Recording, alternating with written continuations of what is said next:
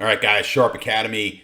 This time we're talking about future value of money, and seems like an odd topic. It's a topic really often discussed in finance.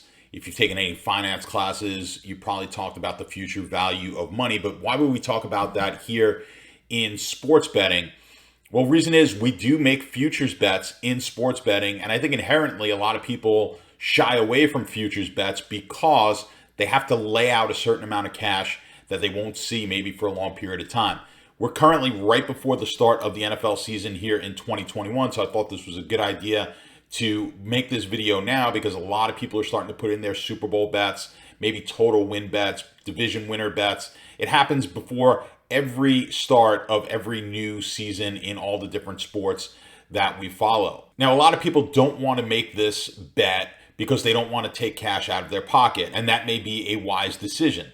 But we should know what the calculations are. What is that costing us? What's the future value of the money? And that should be added into our calculations on whether or not this is a worthwhile bet. You know, back in the day when you can bet with a local bookie, and there still are some out there, but now that we're legalizing sports betting, there's no more credit. Back in the days of the bookie who was your local neighborhood guy, you would make these type of bets on credit, so you wouldn't have to pay until the bet lost. Nowadays, you're taking that cash out of your bank account and your account at your sports book, and that is being held by the sports book. They're gaining all the interest and investment opportunities that you have now given up in order to place that futures bet. So you need to take that into consideration before making these bets. Let's just head over to a spreadsheet. I made a real basic sheet that you can look at and take into consideration when you are looking to place a futures bet.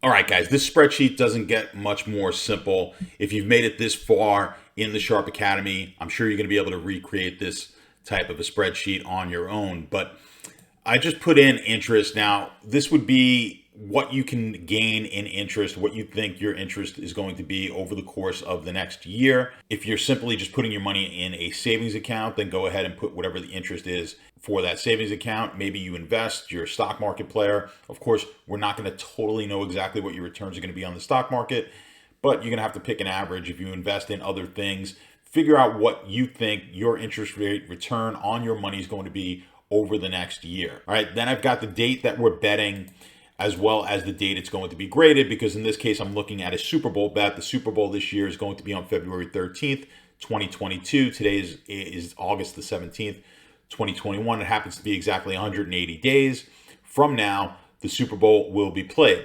Now, if I wanted to place a $1,000 risk bet on the Kansas City Chiefs to win the Super Bowl, I'm going to put my risk in here. The future value of that money is quite simply $1,020. So that bet is really a $1,020 bet, not a $1,000 bet.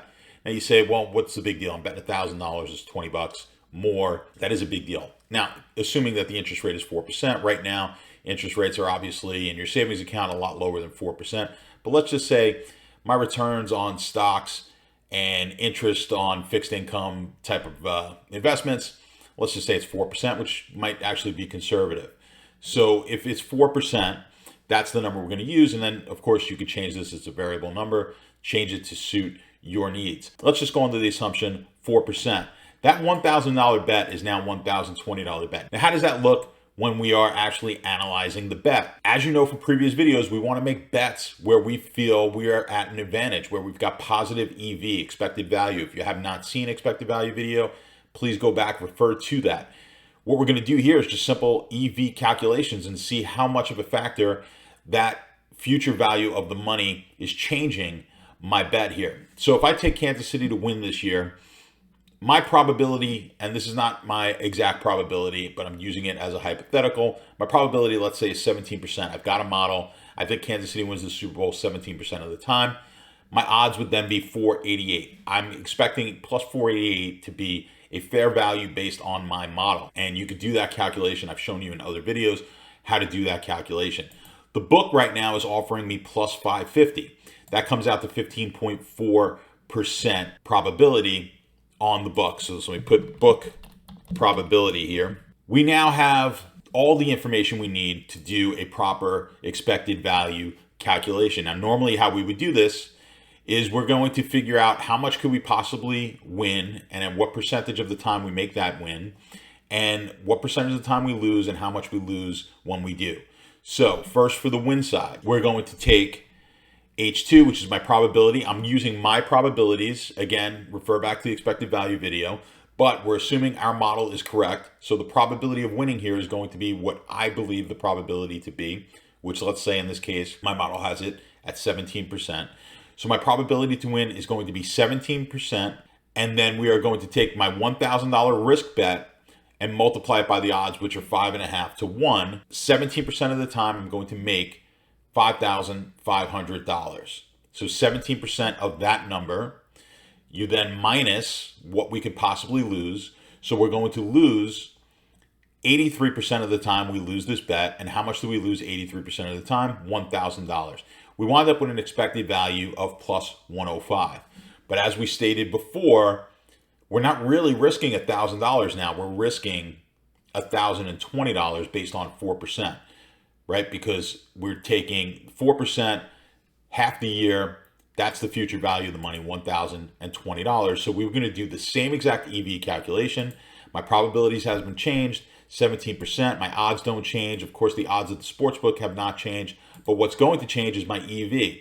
So this is knocking my EV down here by $16 or so in expected value. That's a significant amount of expected value to take a hit on. And of course, if we figure this out and do this over the course of time, there's going to be losses in there that are hidden that we don't necessarily calculate for. But if you are doing this professionally, it is something that you do need to account for and you do need to calculate. So I know a lot of you are going to be thinking, hey, it's only 20 bucks. I'm risking 1,000. What's the big deal? I'm doing this for fun. And that very well may be the case. But I don't really do this for the fun of it. I do this to make money. And part of making money, unfortunately, is having all these spreadsheets and doing these calculations and figuring out where my advantage is. If I can invest my money somewhere else other than a futures bet on the NFL, and that's going to yield me over time a better return, then that's where my money should be. I don't care about being able to tell everyone that I picked who the Super Bowl winner was in August. That's not my concern. My concern is, how do I maximize my profits? How do I maximize the money that I have in my bankroll to yield me the highest return? So I just want you to incorporate this, add this as another tool in your tool belt. I know a lot of you are just going to look past this and not use it. And that's fine. That's all, of course, up to you. But as inflation changes, interest rates change, this becomes more and more significant. We're at a very low interest rate level here in the United States. So, of course, right now, this has little impact on maybe your handicapping. But if we ever got to the point where inflation really started to take off, putting money at risk today in order to get it back 6 months from now is going to have a significant difference on your returns. Keep this in mind. I really wanted to add this to the course to help you guys think of all aspects that you need to be thinking about when it comes to sports betting. I look forward to seeing you guys in the next lesson. Good luck. Hopefully this helps you make some money.